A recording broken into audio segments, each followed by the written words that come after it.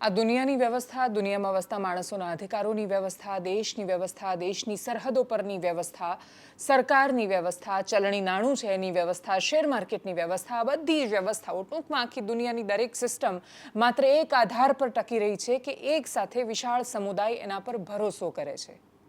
જ્યાં સુધી સામૂહિક રીતે લોકોનો કોઈ એક વ્યવસ્થામાં વિશ્વાસ હોય ત્યાં સુધી જ એ વ્યવસ્થા ટકી શકે છે. જેવો એ વ્યક્તિઓ પરથી, સંસ્થાઓ પરથી, બધા પરથી ભરોસો ગયો પછી વાત પૂરી. પછી નથી માની શકતા કે એક કાગળનો ટુકડો કે જેને પ્રિન્ટ કરવાનો ખર્ચો આવતો જ નથી 500 રૂપિયા, તો એને હું 500ની નોટ કેવી રીતે માનું? હું કેવી રીતે વિશ્વાસ રાખીશ કે હું એ આપીશ તો મને સામે 500 રૂપિયાની વસ્તુ મળવાની છે? પણ મારો એ ભરોસો છે કે એની કિંમત 500 રૂપિયા છે, હું જેની પાસેથી કશુંક લઈ રહી છું એનો એ ભરોસો છે કે 500 રૂપિયા છે, ને એટલે એ વ્યવસ્થા ટકી રહે છે. સરકારોનું પણ આવું છે. અને એટલે જ જ્યારે કપરો સમય આવે ત્યારે સરકારની પરીક્ષા હોય છે વિશ્વસનીયતા ટકાવી રાખવાની. વર્તમાન સરકારે પણ એ પ્રયત્ન કર્યો. નમસ્કાર, આપની સાથે હું દેવાંશી.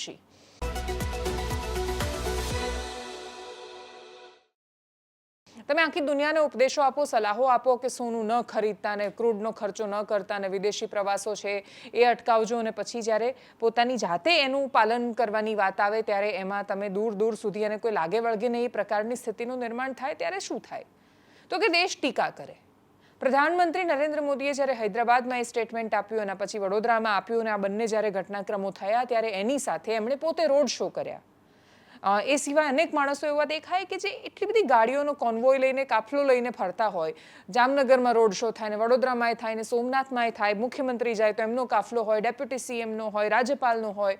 દરેક જગ્યાએ ચારેય બાજુ તમને કાફલા જ કાફલા દેખાય. એક નાનો નેતા અને મોટા ગામનો સરપંચ પણ જો ક્યાંય નીકળે તો 5 ગાડીઓ લઈને નીકળે જોડે. ઇલેક્શનમાં ફોર્મ ભરવા માટે તમે હજારો ગાડીઓના કાફલા લઈને નીકળતા હોય. એ સિવાયના ફાલતુ ખર્ચા એટલા દેખાય આંખોની સામે.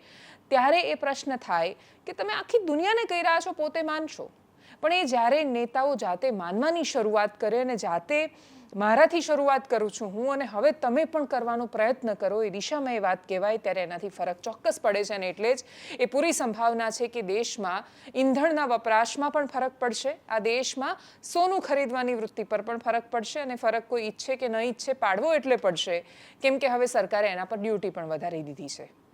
જૂની સરકારે, આની પહેલા જ્યારે ડ્યુટી વધારી હતી સરકારે, જે તે સમયે આ જ પ્રકારની સ્થિતિ પી ચિદમ્બરમ આવે એમણે અપીલ કરી ફોરેક્સની સ્થિતિ ખરાબ છે, સોનું ન ખરીદતા. બહુ વિશેષ ફરક પડ્યો નહીં, ડ્યુટી વધારવી પડી, ટેક્સ વધારવો પડ્યો, દાણચોરી શરૂ થઈ ગઈ. આ વખતે દાણચોરી શરૂ ન થાય એવી અપેક્ષા રાખીએ છીએ. પોઝિટિવ સ્ટેપ કયા કયા લીધા સરકારે? ગઈકાલે રાત્રે જ સમાચાર સુરતથી આવ્યા. કેન્દ્રીય મંત્રી સી.આર. પાટીલે જાહેરાત કરી કે ભાઈ એ કોન્વોય લઈને નહીં જાય, પોતાની ગાડીમાં જશે. અને પછી થયું કે કેટલી શુભ શરૂઆત થતી દેખાય છે. એની 5 જ મિનિટમાં સમાચાર આવ્યા કે ડેપ્યુટી સીએમ હર્ષ સંઘવીએ પણ જાહેરાત કરી છે કે યુએસ જવાના હતા એક કાર્યક્રમને લઈને એમણે પોતાનો અમેરિકાનો પ્રવાસ રદ કરી દીધો છે. રાજ્યપાલે તો પ્રતિક્રિયા આપીને એમણે કહ્યું કે કોન્વોયને બાકી બધું જવા દો, હું પબ્લિક ટ્રાન્સપોર્ટનો ઉપયોગ કરીશ. ગુજરાતના રાજ્યપાલ આચાર્ય દેવવ્રત સામાન્ય જીવનના જે આદર્શો પૂરા પાડી રહ્યા છે, ગામડે ગામડે જઈ રહ્યા છે, સરકારી શાળામાં રોકાઈ રહ્યા છે, ગ્રામીણ જીવન અને એ પરંપરાઓનું ઉત્થાન કરવાનો, ફરી એકવાર એને પુનર્જીવિત કરવાનો જે પ્રયત્ન કરી રહ્યા છે એ અદ્ભુત છે. અને એની વચ્ચે કોન્વોયમાંથી 2 ગાડી ઓછી નહીં, હું પબ્લિક ટ્રાન્સપોર્ટનો ઉપયોગ કરીશ ત્યાં સુધીની એમણે જાહેરાત કરી દીધી. મુખ્યમંત્રી તો સીધા જ એક્ઝિક્યુટ કરતા, જાહેરાતની અમલીકરણ કરતા જ દેખાયા. એમણે સલાહ પછી આપી. પહેલા પહોંચ્યા, અમરેલી પાસે પહોંચ્યા હતા, માત્ર 2 ગાડીઓના કાફલા સાથે પહોંચ્યા, અને એના પછી ગૃહમંત્રી અમિત શાહ એમણે કાફલો, પોતાનો કોન્વોય ઓછો કર્યો. એક પછી એક મંત્રી, બધાની ઘોષણા, એ જાહેરાતો, અમલીકરણ, અને અમલીકરણની પરાકાષ્ઠા ત્યાં દેખાઈ જ્યાં પ્રધાનમંત્રી નરેન્દ્ર મોદી પોતાના કોન્વોયમાં માત્ર 2 ગાડી લઈને પહોંચ્યા. કોઈ પણ દેશના પ્રધાનમંત્રી માટે સુરક્ષા અતિશય મહત્વની છે. આ કોન્વોય, આ કાફલો એ માત્ર પ્રધાનમંત્રીનો જે કાફલો હોય છે માત્ર રોલો પાડવા કે વટ પાડવા નથી હોતો. એ પ્રધાનમંત્રી છે દેશના. એમની સુરક્ષા એ દેશની સુરક્ષા છે. અને એટલે જે બહુ જ મહત્વનું છે. એસપીજીના બ્લુ બુકના નિયમો જો કે બધા ફોલો થશે એ પ્રકારનું આશ્વાસન અપાયું છે કે સુરક્ષાની પૂરી ખાતરી, અને એના પછી પણ જે વધારાની ગાડીઓ છે એનો કાફલો ઘટાડી દેવામાં આવ્યો છે, સાવ ઓછો કરી દેવામાં આવ્યો છે. અને એટલે જ્યારે આ બધા જ ઘટનાક્રમો એક સાથે દેખાયા ત્યારે એણે એક રીતે સુખદ વાતાવરણ સર્જ્યું. પોલીસ વિભાગે પણ બહુ જ મહત્વનો નિર્ણય લીધો અને આ નિર્ણય પોલીસ સહિતના બાકીના બધા ડિપાર્ટમેન્ટ્સ માટે બહુ જ મહત્વનો છે. આજના સમયમાં જ્યારે દુનિયા ખરેખર ચંદ્ર પર પહોંચી ગઈ છે, ચાંદ પર પહોંચવાની વાતો નથી, આપણે ચંદ્ર પર પહોંચી રહ્યા છીએ, મંગળ પર જીવનની તલાશમાં છીએ, ત્યારે આપણે ત્યાં એક કર્મચારી ગુજરાતના એક ખૂણાથી બીજા ખૂણામાં અમદાવાદ સુધી ઘણીવાર મિટિંગ કરવા માટે આવે અને મિટિંગમાં છેલ્લે અંતે નિષ્કર્ષ તો ઘણીવાર કશું નીકળે નહીં. આવ્યા, ભેગા થયા, સરસ મજાની ઓફિશિયલ ગોસિપ કરી અને પછી નીકળ્યા. એના માટે એક કર્મચારી એક ખૂણાથી બીજા ખૂણાએ આવે ત્યારે ઈંધણનો વ્યય, માનવ કલાકોનો વ્યય, ઉર્જાનો વ્યય, શક્તિનો વ્યય બધો જ વેડફાટ. એ વેડફાટ રોકવાનો પણ નિર્ણય લેવાયો અને આ પ્રકારની જાહેરાત અનેક જગ્યાએ અનેક અધિકારીઓ કરતા દેખાયા. મહીસાગર જિલ્લાના એસપી સફીન હસન, એમણે પણ આ વિષય પર જાહેરાત કરી અને પ્રતિક્રિયા આપી. આ બધા જ એટલા હકારાત્મક નિર્ણયો છે, હકારાત્મક નિવેદનો છે, આ સ્ટેપ છે કે જેમાં સરકાર ફરી એકવાર એ પ્રસ્થાપિત કરી રહી છે કે એમની પાસે ફીડબેક સિસ્ટમ ખુલ્લી છે. જો તમે ફીડબેક આપી રહ્યા છો, જો તમે ટીકા કરી રહ્યા છો, જો તમે એમને પ્રશ્ન કરી રહ્યા છો, તો એ સાંભળે છે, એની અસર થાય છે અને તરત આ બદલાય છે. જ્યાં સુધી ભારતીય જનતા પાર્ટી પાસે કે પછી સરકાર પાસે આ ફીડબેક સિસ્ટમ ખુલ્લી રહેશે, એ ટીકા સાંભળવા માટે ઓપન હશે, ત્યાં સુધી બહુ વિશેષ પ્રશ્નો નથી આવવાના, ખાસ તો વિશ્વસનીયતાના પ્રશ્નો નથી આવવાના. કેમ કે કોઈ પણ સરકાર માટે ભરોસો ત્યારે જ ટકેલો રહે છે જ્યારે તમે એમને કશું કહો અને પછી એ સાંભળે અને એનામાં એ પરિવર્તન આવે, એ ફરક આવે. અને એટલે જ 2 દિવસ માટે માત્ર કરાયેલી વાતો અને 3જા દિવસથી સરકારે સ્વયં જાતે શરૂ કરેલું અનુશાસનનું એ કામ, એનાથી સ્વાભાવિક રીતે જ આખા દેશમાં સંદેશ જવાનો છે. સામાન્ય માણસો પણ બિનજરૂરી ઉપયોગ ટાળે, એ બહુ જ મહત્વનું છે. સાવ તમે ગાડીનો વપરાશ બંધ કરી દેશો એ શક્ય નથી. સામાન્ય માણસો કોન્વોયમાં આગળ પાછળ 2 ગાડીઓ લઈને જતા નથી કે એમણે 2 એક્સ્ટ્રા ગાડીનો ખર્ચો રોકવાનો છે. પણ જો તમે એક કામ માટે ગયા ને આવ્યા અને પછી બીજા કામ માટે ત્યાંથી આગળ ગયા, તો એની જગ્યાએ યાદ કરી લિસ્ટ બનાવીને એક સાથે પણ કામો પૂરા કરી શકો. બહુ જ નાની નાની વાતોમાં પણ જો ઈંધણની બચત આપણે શરૂ કરીએ તો પણ બહુ જ મોટા ફરક આવી શકે એમ છે. શિક્ષકો બહુ સરસ કરતા હોય છે, એમનો ઉદ્દેશ્ય પૈસા બચાવવાનો હોય છે, પણ એનાથી થાય દેશની સેવા છે કે કોઈ એક શિક્ષક એમાંય મોટે ભાગે સીએનજી વાળી ગાડી લાવે, એ સીએનજી ગાડીમાં આજુબાજુના 4 લોકો છે એ પણ જોડાય, એ બધા જ પાછા એનો જે ખર્ચો થાય સીએનજીનો એ ડિવાઈડ કરે અને પછી એ એક શાળામાંથી પોતાના ઘરેથી બીજી શાળામાં જાય, રસ્તામાં જેટલા શિક્ષકો આવતા હોય એને એક ગાડીમાં બેસાડતા જાય. બહુ બધા લોકો એવું કહે કે ભાઈ તમે શિક્ષક બને આટલું કમાઓ છો ને તોય કંજુસાઈ કેમ કરો છો, પણ એમની એ કરકસર દેશને પણ બહુ કામે લાગવાની છે. આ સ્થિતિમાં જે પ્રતિક્રિયાઓ આવી છે આજે દિવસભર, કરીએ એના પર નજર.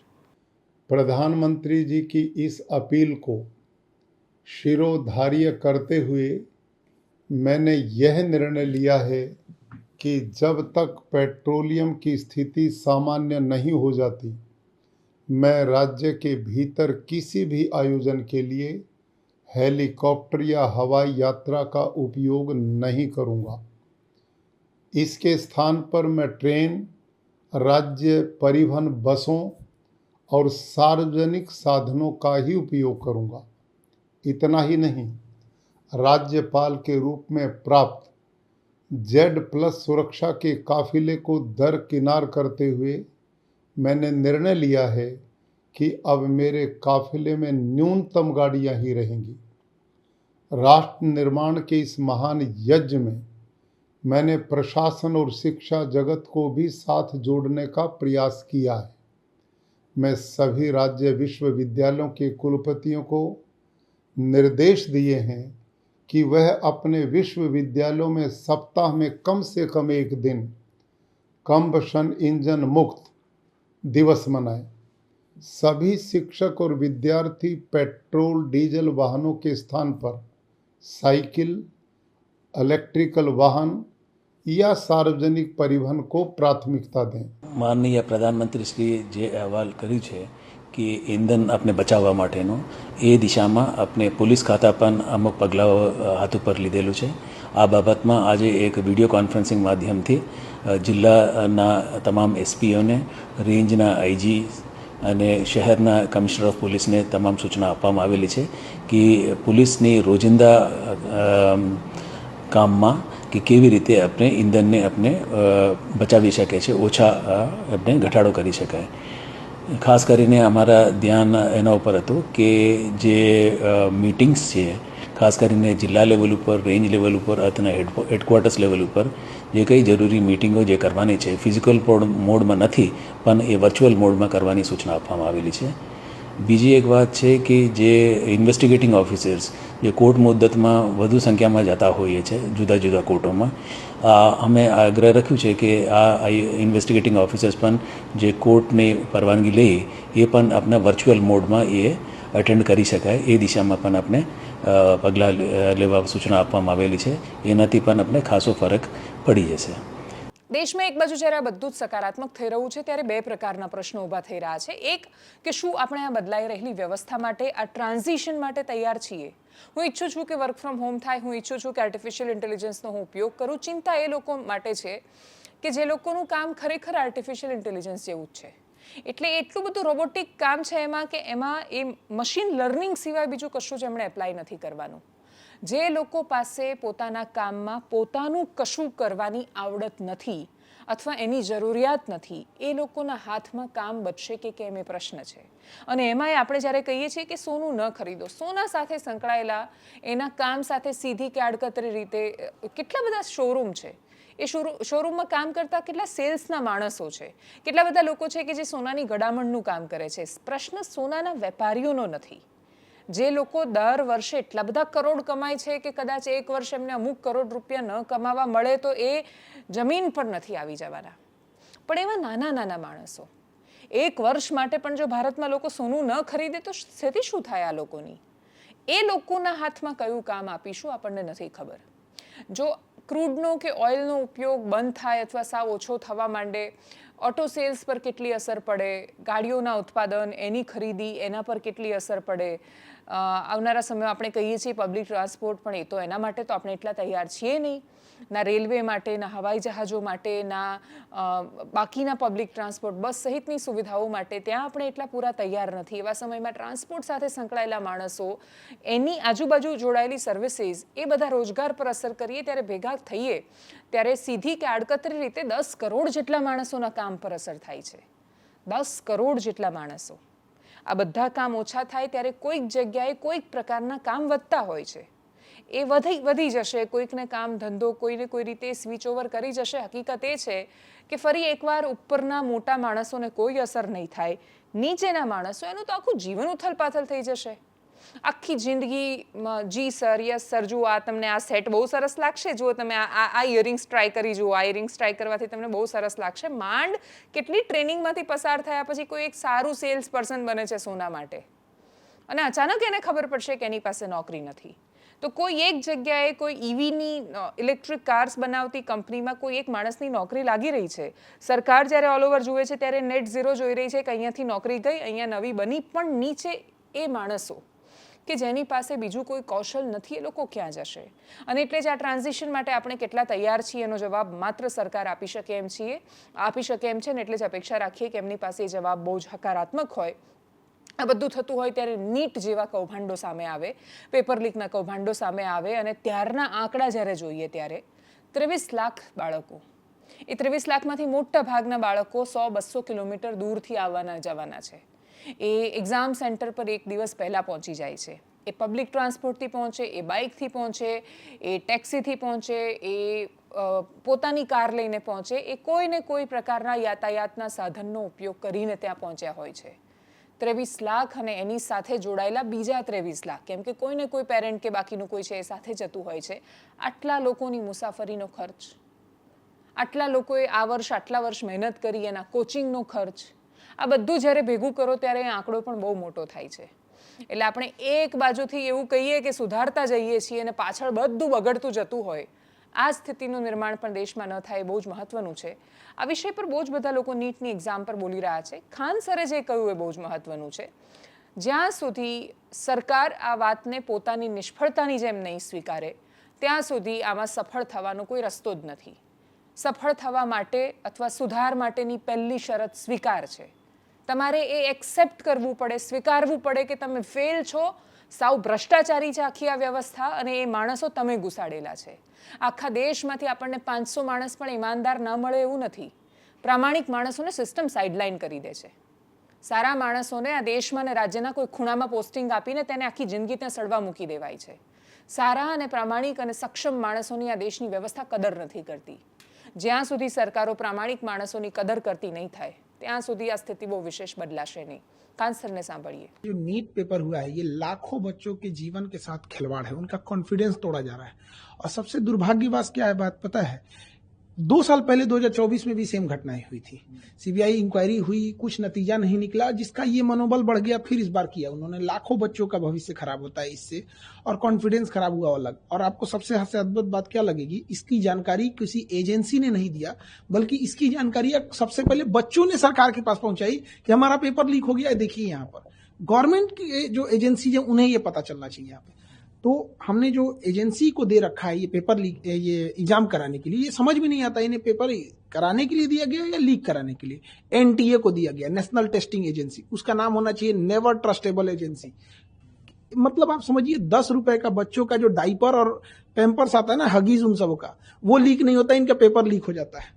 इतना घटिया इन लोग की व्यवस्था है। और इसकी जांच किसको देंगे, सीबीआई को। सीबीआई कब कौन से नतीजे पे बढ़िया से उतरेगी काम से, कहाँ जाएगा बच्चों का, ये हम बता रहे हैं। अगर ये सीबीआई को गया ना, बच्चों का एमबीबीएस कंप्लीट होगा तब तक इनकी जांच चलती रहेगी। सुप्रीम कोर्ट के किसी रिटायर्ड जज को इसका एक ऑब्जर्वर बनाना चाहिए, और एक टाइमलाइन के अंदर में कौन जिम्मेदार है उसको कड़ी सजा होनी चाहिए। अगर सजा नहीं होगी तो फिर आज राजस्थान केरल नाम आ रहा है, कल कोई और राज्य नाम आएगा यहाँ पे, बट अल्टीमेट बच्चों का भविष्य खराब हो जाएगा इससे। एकदम खिलवाड़ किए हैं। प्रधानमंत्री को इसमें व्यक्तिगत रूप से इन्वॉल्व होना चाहिए, और कड़ी से कड़ी उन लोगों को सजा दिलाना चाहिए, और सुप्रीम कोर्ट को भी इसमें आगे आना चाहिए. અને છેલ્લે વાત કરીએ રાજ્યના ડીજીપીએ ફાઇનલી ઇન્ચાર્જ ડીજીપીએ આપેલા એક એવા મહત્વના આદેશની કે જે કેટલાય સમયથી લોકો વિચારતા હતા કે રાજનેતાઓનું તો કામ છે પોલિટિક્સ કરવું, એમનું તો કામ છે વોટ લેવા જવા માટે એમને કોઈને કોઈ પ્રકારનું એન્ટરટેનમેન્ટ લોકોને આપવું પડશે, લોકોને મજાએ આવશે નેતાઓને સાંભળીને. પોલીસના અધિકારીઓ કેમ આ વાતને એન્ડોર્સ કરી રહ્યા છે, અથવા પોલીસના અધિકારીઓ કેમ એક પ્રકારના નશામાં ડૂબેલા છે જે નશામાં એમને રાજ્યના ગૃહમંત્રી નાખી રહ્યા છે. વારંવાર રાજ્યના ગૃહમંત્રી હર્ષ સંઘવી પોલીસને કહેતા, સામાન્ય માણસોને કહેતા, અને એમના અનેક સ્ટેટમેન્ટ છે જેમાં તમે સાંભળ્યું હશે કે વરઘોડો તો નીકળશે જ. એ જ્યારે આ બોલે કે વરઘોડો તો નીકળશે જ, ત્યારે એ મૂળ વાત ભૂલતા હતા કે આ દેશનું બંધારણ એ વાતની પરવાનગી નથી આપતું. આપણે ત્યાં જેલને પણ સુધાર ગૃહ કહેવામાં આવે છે. આપણે એવું માનીએ છીએ કે દરેક વ્યક્તિને સુધરવાની એક તક મળવી જોઈએ. એ વ્યક્તિ ગમે તે પ્રકારનો અપરાધ કરીને આવે, પોલીસે પોતાનો ખોફ એટલે બતાવવો પડે છે કેમ કે એ કાયદાનું પાલન કરાવવામાં નિષ્ફળ જાય છે. કોઈ એક વ્યક્તિ એટલો મોટો ગુનો આચરી દે છે, એ પોતાની નિષ્ફળતા ઢાંકવા માટે દંડા મારે છે. ત્યાં કોઈ એક વ્યક્તિ એક આખા વિસ્તારમાં પોતાનો આતંક કેવી રીતે ફેલાવી જાય. પહેલા દિવસથી જો કોઈ હપ્તા લીધા વગર કોઈ બુટલેગરનું સામ્રાજ્ય ઊભું ન થવા દે તો આ સ્થિતિ જ ન આવે. અમદાવાદમાં એચએલ કોલેજ પાસે એક છોકરાનો વરઘોડો 2 દિવસ પહેલા નીકળ્યો. એણે કોલેજની સામે મારામારી કરી હતી. કારણ શું હતું તો કે ગાડી લઈને આવ્યો, એક થારવાળા સાથે અથડાવી અને પછી સીધો જ એણે હથિયાર બતાવીને મારવાનો પ્રયત્ન કર્યો, બહુ જ સામાન્ય બોલચાલમાં. પોલીસે એને જ્યારે વરઘોડો કાઢી રહી હતી ત્યારે એનો એટીટ્યુડ તો કંઈ ઓછો થયો નહોતો. એને જોઈને એવું લાગતું નહોતું કે એને શરમ છે. આ સ્થિતિમાં એ છોકરો કોણ હતો તો ખબર પડી કે અમદાવાદના એક કુખ્યાત બુટલેગરનો પૌત્ર છે. એટલે અમદાવાદમાં દારૂબંધીવાળા ગુજરાતમાં કુખ્યાત બુટલેગરો છે, એ હકીકત છે, વાસ્તવિકતા છે. તમે જ્યારે દર થોડા ટાઈમે જતા રહો છો ને કે વડોદરા તો રાજુ રિસાલદારના નામથી ઓળખાતું હતું ને સુરત સુરતીથી ઓળખાતું હતું ને અમદાવાદ લતીફથી ઓળખાતું હતું, એને જમાનો થઈ ગયો. હવે ગલીએ ગલીએ જે પેલા નાના નાના ગુંડાઓ ગલીના ઊભા થયા છે એને કોણ નાથશે, એને કોણ રોકશે? લતીફ કે રાજુ રિસાલદાર કે પછી સુરતી એ બધા જ સિસ્ટમની ફેલ્યોરનું ઉદાહરણ હતા કે જ્યારે જ્યારે સરકારો અને પોલીસ તંત્ર નિષ્ફળ ગયું, રાજકીય સંરક્ષણ એ લોકોને મળતું થયું, ત્યારે એ લોકો મોટા થયા. અને એના પછી આખરે પોલીસે એક દિવસ બધાનો ખાત્મો કર્યો, એન્કાઉન્ટર થયા આ બધાના જ. અને આ રાજ્યની પાસે એવા અદ્ભુત પોલીસના અધિકારીઓ હતા કે જેમણે કોઈ જ રાજકીય શેર શરમ કે દબાણનો વિચાર કર્યા વગર જ્યારે જરૂર પડી અને જ્યારે એ પ્રકારનું રાજકીય વાતાવરણ એમને મળ્યું ત્યારે શું પરિણામો આપે આપણી આંખોની સામે છે. પણ એના પછી પોલીસ જો માત્ર એક અલગ પ્રકારનો ખોફ પ્રસ્થાપિત કરવા માટે નેતાઓ કહેતા જાય ને એ પ્રકારનું વર્તન કરતી જાય તો એ પ્રશ્નો ઊભા કરે છે. અને એમાં એ વરઘોડામાં થતા ભેદભાવો વધારે પ્રશ્નો ઊભા કરતા હતા. પાયલ ગોટીનો વરઘોડો નીકળી જાય, છોકરી છે અને પટેલ છે તો એના માટે આખો સમાજ આવ્યો મેદાને, કશું ખાસ કરી ન શક્યા, એ વિષય બહુ અલગ છે, પણ લડ્યા એ લોકો એટલીસ્ટ બહુ. એવા તો કેટલાય છોકરા છે, છોકરાને કોઈ ઇજ્જત જ ન હોય, છોકરો છે એટલે બસ એની કોઈ ઇજ્જત નથી જતી, એના વરઘોડા કાઢે રાખો. જાહેરમાં પોલીસ મારતી હતી. ભીડ એટલી બધી બેકાબૂ થતી હતી ઘણી બધી વાર કે જસદણના કિસ્સામાં જે થયું કે સરઘસને વરઘોડો જોવા માટે એટલા બધા લોકો ભેગા થઈ ગયા કે પોલીસે પછી એમને મારીને છૂટા કરવા પડ્યા અને એમને કહેવું પડ્યું કે તમે જાઓ. એટલે પોલીસે તમાશો જોવા માટે ભેગી થયેલી જનતાને દંડા મારીને કાઢવી પડે છે. એનું કારણ તમે એને તમાશો જોવાની આદત પાડી રહ્યા છો. એને મજા આવે છે. જે દિવસે ન્યાય રસ્તા પર થતો થઈ જાય એ દિવસે સમજવાનું કે અન્યાય વધી ગયો છે. રસ્તા પર દંડા મારવા એ ન્યાય નથી, એ વ્યવસ્થાનો ભાગ નથી. ટેમ્પરરી એવું લાગે કે હા બહુ સરસ, બહુ મજા આવી અને ન્યાય મળી ગયો, પણ ન્યાય એમ નથી મળતો. ન્યાયનો મતલબ બદલો થોડો છે. ન્યાયનો મતલબ ખોટા કામો ફરીથી નહીં થાય એ વાતની ગેરંટી છે. એ વાતની ગેરંટી કોઈ આપી નથી શકતું. ક્રાઇમ વધતો જ જાય અને આ પ્રકારના દ્રશ્યો જ્યારે આવતા જાય ત્યારે દેખાય કે રાજકીય રવાડે ચડેલી પોલીસ એને કાશ કોઈક રોકે તો સારું. અને આખરે કોર્ટે પણ કહ્યું અને પછી ફાઇનલી આ રાજ્યને એક એવા ડીજીપી મળ્યા કે જેમણે હિંમત કરીને બધાને એ નિર્દેશ આપ્યો છે કે આ પ્રકારે તમે વરઘોડા ન કાઢો, જાહેરમાં આરોપીને મારીને એની રીલો ન બનાવો. પોલીસ પહેલાં પણ આરોપીઓને મારતી હતી. પોલીસ પહેલાં પણ ખરાબ જે પેલા રીઢા ગુનેગારો હોય એને પોલીસ સ્ટેશનમાં સીધા કરી નાખતી હતી. સીધી આંગળીએ ઘી નથી નીકળતું. તમે એકદમ જે ખૂંખાર આરોપી છે એની સામે પેલી ગાંધીગીરી કરીને નહીં એની પાસેથી બધી વાતો કઢાવી શકો. કોઈ ક્રાઇમ જ ડિટેક્ટ ન થાય જો આરોપીને મરાતું ન હોય તો પોલીસ સ્ટેશનમાં મરાય જ છે.